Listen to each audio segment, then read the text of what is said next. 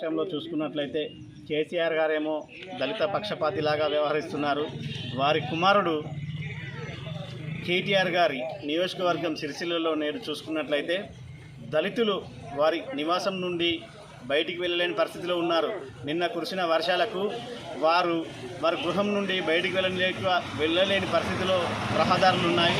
అలాంటి రహదారులు మాకు కనీస సౌకర్యాలు లేవని చెప్పేసి వారు ఏదైతే అక్కడ ఉన్నటువంటి ప్రజాప్రతినిధులను అడిగినప్పుడు ఆ ప్రజాప్రతినిధులు అక్కడ ఉన్నటువంటి నాయకులు అంతా కూడా ఉన్నత వర్గాలకు చెందినవారు.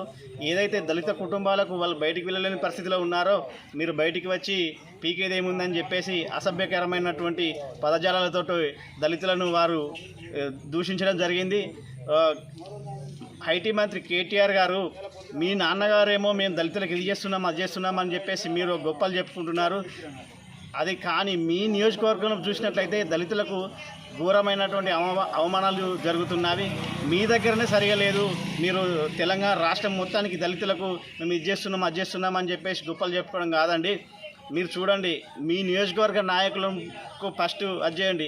ఇంత గెలిచి రచ్చ అన్నట్టుగా ఫస్ట్ మీ నియోజకవర్గంలో మీరు దళితులకు ఏ విధంగా ఏం చేస్తున్నాము ఏం అందిస్తున్నాము అని చెప్పేసి చూడండి. మీ కింద ఉన్నటువంటి నాయకులకు, మీ కింది స్థాయి నాయకులకు కూడా చెప్పండి. ఒక దళితులను ఏ విధంగా అవమానించారో కూడా మీకు తెలుసు. కానీ ఎవరైతే ఈ విధంగా దళితులు అవమానించారో వారు అక్కడ ఉన్నటువంటి వారికి తక్షణమే క్షమాపణ చెప్పాలని చెప్పేసి మేము డిమాండ్ చేస్తున్నాం.